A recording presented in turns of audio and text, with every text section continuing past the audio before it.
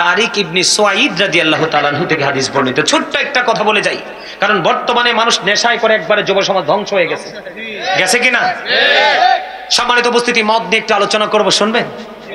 বন্ধুরে আমার নবীকে প্রশ্ন করা হলো মদ সম্পর্কে। আমার নবীকে প্রশ্ন করার পরে তিনি বললেন, তুমি মদ তৈরি করো না। তখন তিনি বললেন, আমি তো এটাকে ঔষধ হিসাবে ব্যবহার করি। তখন আমার নবী বললেন, হারাম কখনো ওষুধ হতে পারে না, বরং এটাই হলো বড় রোগ। আওয়াজ তোলে বলেন না নাউজুবিল্লাহ। হযরতে দারদা রাদিয়াল্লাহু তাআলা আনহু থেকে হাদিস কানা বর্ণিত। আমার নবী বলেছেন, যারা মদ পান করে তাদের কাছে সকল পাপের দুয়ার খুলে যায়, কারণ মদ মানুষকে সকল রাস্তাগুলো সহজে তৈরি করে দেয়। ইমাম আযম আবু হানিফা রাহমাতুল্লাহি আলাইহি তিনি বলে দিয়েছেন, পৃথিবীর মানুষ, তোমরা যখন দেখবে কোনো মানুষ মদ্যপায়ী আছে, তোমরা যখন দেখবে কোনো মানুষ মদ পান করে, তোমরা তাকে ৮০টা দৌড়া মারবে। কেন গো ৮০টা দৌড়া মারতে হবে? কারণ মদ পান করার পরে তার সেন্সটা লেস হয়ে যায়, বিবেকটা নষ্ট হয়ে যায়, তখনই সেই জিনার মতো, ব্যভিচারের মতো কাজে লিপ্ত হয়। আর এই ব্যভিচারের মাধ্যমে জারজ সন্তান পৃথিবীতে আসে, আর ওই জারজদা জাতির জন্য, সমাজের জন্য হলো অভিশাপ। তৈরিটা হলো কোত্থেকে? মদ থেকে। কথা বলেন না কেন? ও মদ যারা পান করেন তাদেরকে বলবো, যদি এখানে থাকেন আমি বলবো, বন্ধু আমাকে শত্রু মনে করো না। যারা সঠিক পথ দেখায় তারাই হলো সবচেয়ে বড় বন্ধু। যারা চলার পথে তোমার ভুল ধরবে, মনে করবা সে তোমার প্রিয় বন্ধু, কারণ ভুল ধরিয়ে দেওয়ার মানুষের যথেষ্ট অভাব। কথা বলেন না কেন? অভাব কিনা? বন্ধুরে আমার, মদ এতটা নোংরা জিনিস, এতটা খারাপ জিনিস, যিনি মদ বানায়, যিনি বানানোর জন্য সাহায্য করে, যিনি বন্ধু সরবরাহ করে, এই দোকান থেকে ওই দোকানে ট্রান্সফার করে, বেচাকিনিতে যারা সাহায্য সহযোগিতা করে, সবাই সমান অপরাধী।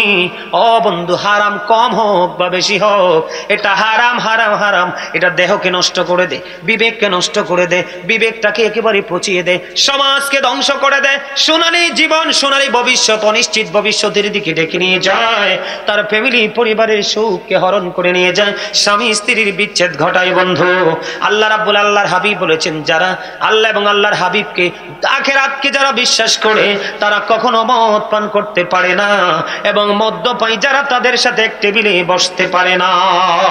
জোরে জোরে কন্যা ঠিক না বেঠিক?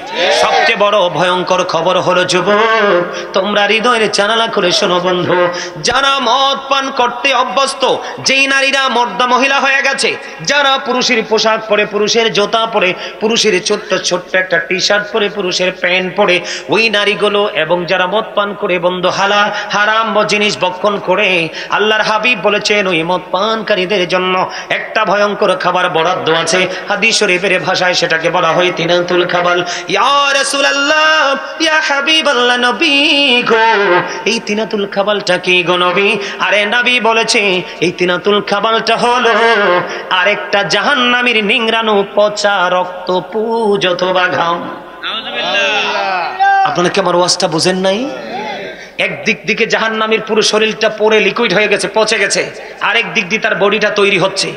যার বডি তৈরি হচ্ছে, তাকে যিনি পচে যাচ্ছে, লিকুইড হয়ে যাচ্ছে, ওই পচাটা তাকে খাইতে দেওয়া হবে।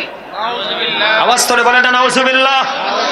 হযরত আলী রাদিয়াল্লাহু তাআলা আনহু তিনি বলেছে, আমার দিকে তাকান, তিনি বলেছেন, কোন দরিয়ার মধ্যে যদি একটা ফোঁটা মদ পড়ে, মদ পড়ার পরে যদি পানিটা শুকিয়ে যায়, শুকানোর পরে এটার মধ্যে ঘাস জন্ম হবে, আমি আলী কথা দিলাম রে গলিয়ার চর পরবা পাড়ার যুবক, আমার ভাই বন্ধুদেরকে বলবো, গোটা পৃথিবীর আমার ভাই বোনদেরকে বলবো, হৃদয় খুলে শোনো।